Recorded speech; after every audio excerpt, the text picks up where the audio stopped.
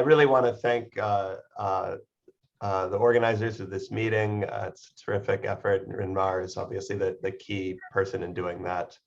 And I think it is great that we're meeting online, and I think everybody should think about the environmental benefits of trying to transition our culture to have more online meetings and to value online meetings, because I really think the previous model of flying all over the place is unsustainable.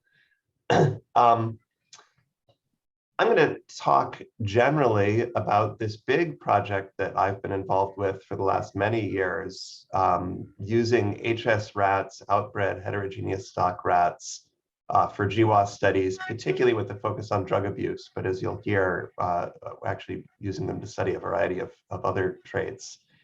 Over the next few days, 3 days, you're going to hear at least 10 talks I counted in the program that talk about these HS rats. And so one of my goals is to sort of put those in context and to give a little bit of a background about the overall use of HS rats and our center's activities to support that. A website that you can visit, and I'll get back to that website later. So I think that what we're doing in HS rats has become a little bit like the US All of Us study or the UK Biobank study, where we have a tremendous amount of data on individuals, phenotypic data on individuals for whom we also have genotypic data. And it's the goal is really to create an ecosystem, kind of like what Rob was describing for systems genetics, an ecosystem where different data types that are generated by different investigators can all be jointly analyzed and integrated to give a greater understanding than you would have with a number of freestanding studies. And fundamental to this approach, as I'll describe in some of the next slides, is a breeding core run by Leah Solberg Woods that distributes HS rats. So these are outbred rats, as I'll describe in the next slide, distributes them to a variety of labs, mostly in North America, but we are shipping them currently to Italy also, and certainly have the capacity to ship them wherever they need to go. And then paired with a genotyping and analysis core that lives here in San Diego that I'll also describe, that makes it possible to genotype them on a uniform platform and then to integrate the data critically into a database that allows for a lot of interesting analyses. There are a few other projects here, which I'll briefly allude to, but which are looking at structural variants in single-cell RNA-seq that are sort of supporting a lot of these, but that break from the general model of shipping rats to phenotyping centers and then sending that phenotypic and genotypic data to an integrating center. So these two cores are really critical to that, and I'm going to describe first Leah's core. And I should say that Leah was maintaining these HS rat population in North America, the only North American population, before the center was ever formed. And the fact that she had that colony was critical to our ability to put this together.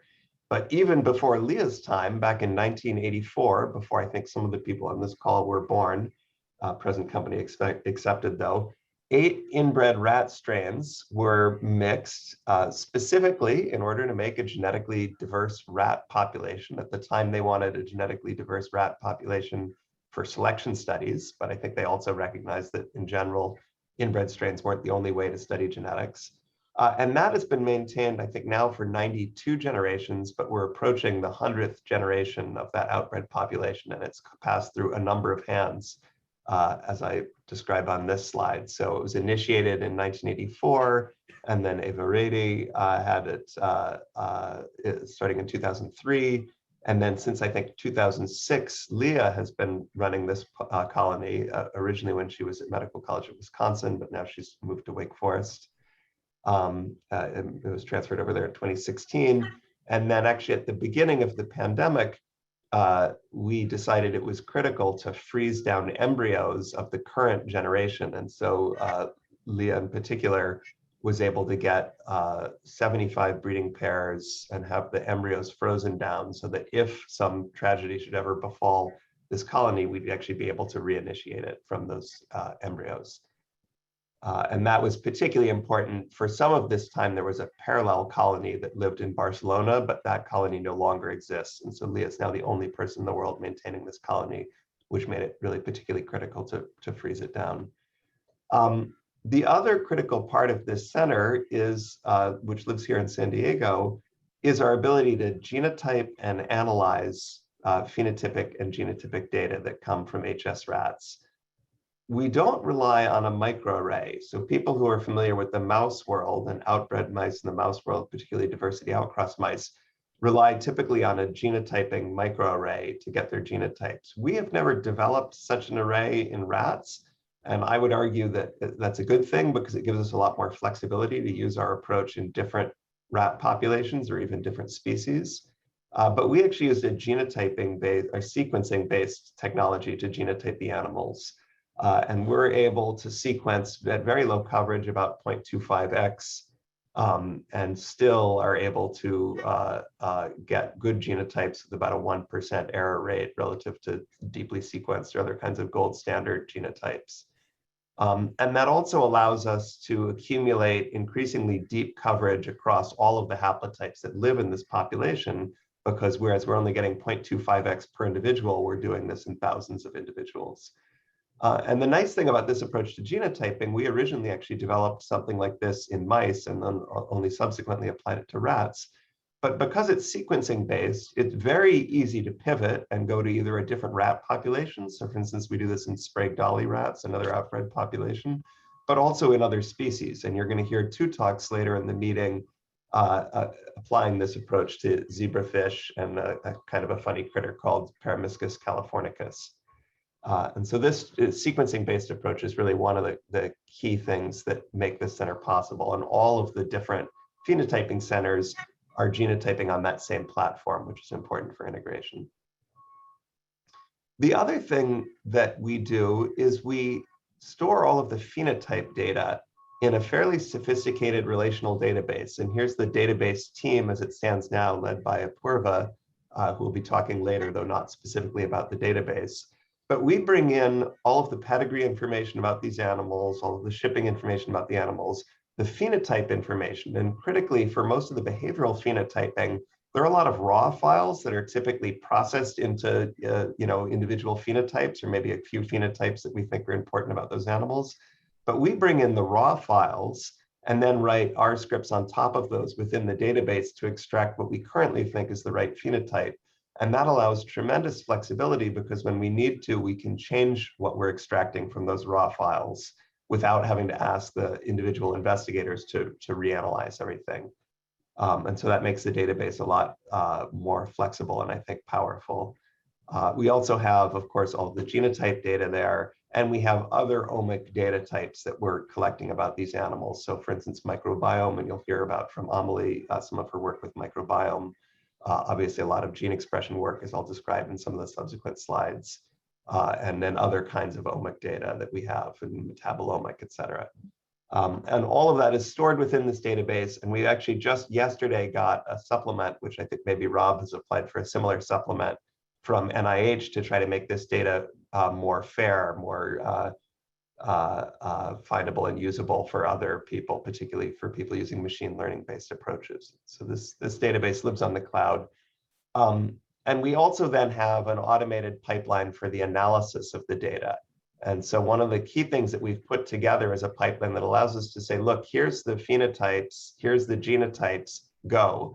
And then we get from that the GWAS, but we also get the fine mapping locus zoom plots. We also get reports that include the EQTLs that co-localize with the hits, the coding variants that co-localize with the hits, genetic correlations that allow us to correlate traits that are measured in separate cohorts of animals, PheWAS, that is other things that seem to live at that same locus, other traits that we've also mapped to that same locus, et cetera. And that's all done in an automated way. It's an HTML document, which means that it's somewhat interactive. I'm inspired to hear Sonak's talk and hope that we can make it increasingly interactive with time. But it's already a somewhat interactive report that gives people essentially all of the analyses that they would need to put together a paper. And so Rob mentioned a mountain of data, and I just wanted to put a picture of a mountain here to say that we are generating another mountain of data. The project itself, I won't say much about phenotypes because there are a lot of them. The P50 grant itself has 3 phenotyping centers, and we'll actually be hearing from both Paul and Howe's lab about results that they have from those. But what's really been critical is we've been able to use these resources, the ability to ship rats to people, the ability to genotype and analyze rats, to support a variety of other grants, most of which are written by other people.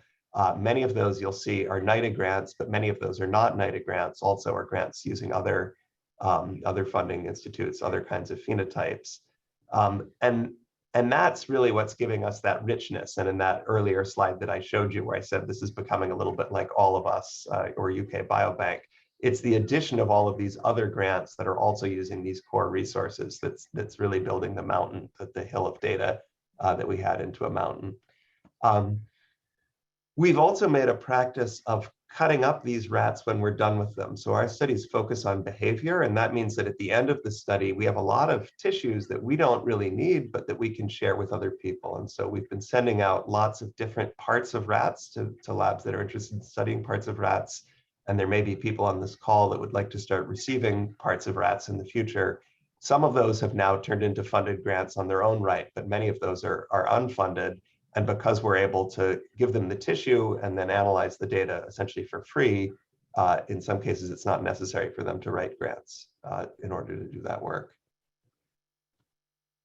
We really emphasize the integration of gene expression. And you heard already in some of the previous talks of kind of the importance of gene expression as the likely cause of most of the complex trait variability that's mapped in these sorts of studies.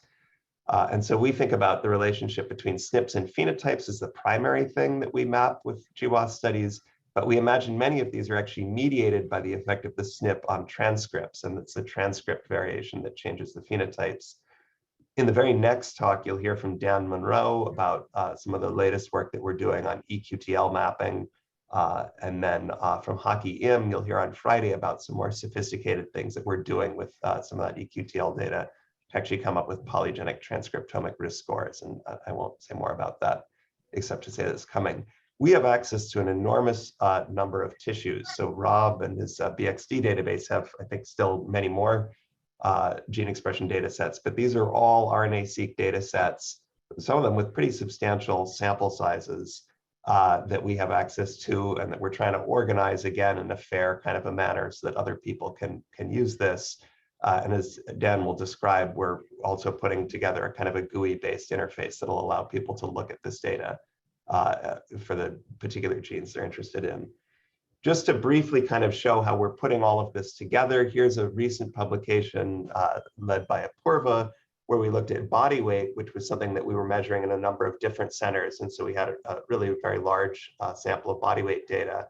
This is a porcupine plot showing several Manhattan plots superimposed on one another, just trying to make the point that we find a lot of stuff. Some of these hits are absurdly significant because of the sample size.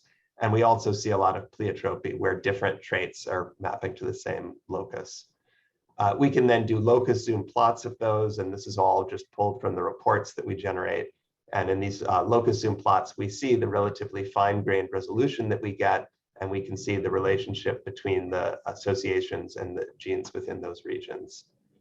And then significantly, what we saw when we looked at this data is that the number of findings that we have is not linearly related to sample size, it's actually exponentially related. So as we grew from the sort of conventional sample sizes for these sorts of studies, maybe 500 or 1,000 rats, to these much larger sample sizes, we saw that the increase in the number of findings was not a linear function of sample size, but grew exponentially. And I think really emphasizing the need for people planning these kinds of studies to not just think about the power you need to make one finding, but the power that you need to really get the full value of the study. And those sample sizes, I think, are going to be larger. And I think this would probably apply equally to mice, although we've done it so far only in rats.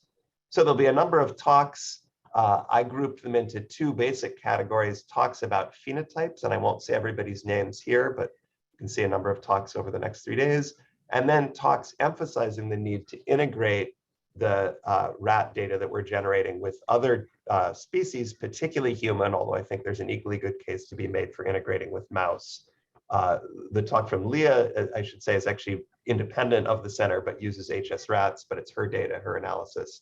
And then we're also doing some network work and again, Haki Im's talk.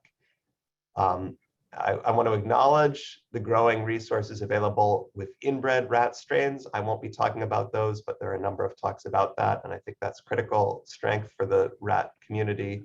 And then I just want to thank all of the people that are contributing to this work and invite people not yet involved to reach out and join us if you'd like to get involved. And that's all I have to say.